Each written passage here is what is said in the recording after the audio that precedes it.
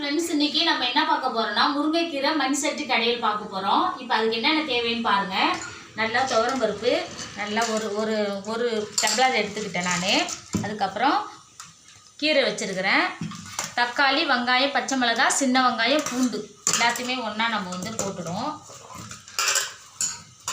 போட்டுட்டு இதுக்கு நல்லா சோம்பு, தெரிஞ்சிருக்குன்னு சொல்லுவோம், சோம்பு போட்டுக்குவோம். இதான் நல்லா பயங்கரமாக வாசனை வருங்க. அடுத்தது மஞ்சத்தூள், தேவையானது மஞ்சத்தூள். திட்டமாக தண்ணி வச்சுக்கோங்க. விசில் வந்து ஒரு 4 விசில் வச்சு நம்ம எடுத்துகிட்டு வந்துடும். இந்த பக்கம் கீரைக்கு வந்து முருங்கைக்கீரை கடையிலுக்கு வந்து விசில் வச்சு விட்டாங்க. இப்போ வந்து உருளைக்கிழங்கு வந்து நல்லா பொரியல் பண்ணுறதுக்கு உருளைக்கிழங்கு கடைஞ்சி வச்சுட்டாங்க. நம்ம தாளிப்புக்கு வந்து இங்கே பாருங்கள், குழம்பு தாளிப்பு உடம்பு இருக்குது பாருங்கள், அது மட்டும் போட்டாவே போதும். நம்ம முருங்கைக்கீரை கடையிலுக்கு செம்மையாக சூப்பராக இருக்குங்க. அது மட்டும் போடுங்க. இந்த பக்கம் நல்லா உருளைக்கிழங்கு நல்லா ரெடி பண்ணிட்டு இருக்கிறேங்க. முருங்கைக்கீரை கடையிலுக்கும் சூப்பராக இருக்கும்.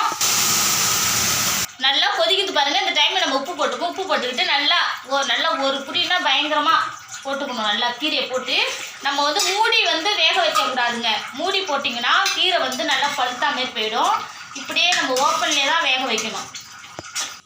இப்போ பாருங்கள், அழகாக அந்த பச்சை மாறக்கூடாது. அப்படியே வந்து ஒரு கொதி வந்தாலுமே டக்குன்னு நம்ம எடுத்துகிட்டு வந்துடணும். எடுத்துகிட்டு வந்து இப்போ மண் செட்டில் போட்டு நம்ம கடையும். மண் செட்டில் போட்டு நல்லா நம்ம கடைஞ்சிட்டோம்னா சூப்பராக ஒரு முருங்கைக்கீரை கடையில் நான் கடைஞ்சிட்டு காமிக்கிறேன் உங்களுக்கு. இப்போ ரெடி பண்ணிட்டு வந்துட்டேங்க. பாருங்கள், நல்லா சூப்பராக முருங்கைக்கீரை மண் செட்டில் கடைஞ்சிது. நான் வந்து தண்ணி கொஞ்சமாக வச்சுக்கிட்டேன். நீங்கள் தண்ணி கூட இருந்தால் கீரையை மட்டும் எடுத்து கடைஞ்சிட்டு அதுக்கப்புறம் அந்த சாம்பார் தண்ணி எடுத்து அதில் ஊற்றி வச்சுக்கிங்க. பாருங்கள், சாப்பிடும்போது அருமையாக இருக்கும்.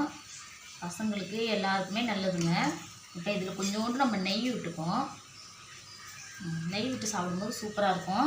இதுக்கு வந்து நான் உருளைக்கிழங்கு பொரியல் தான் பண்ணியிருக்கேன். இங்கே பாருங்கள், நல்லா நீட்டாக இருந்து இதுக்கு உருளைக்கிழங்கு சாப்பிடும்போது செம்மையாக இருக்கும்.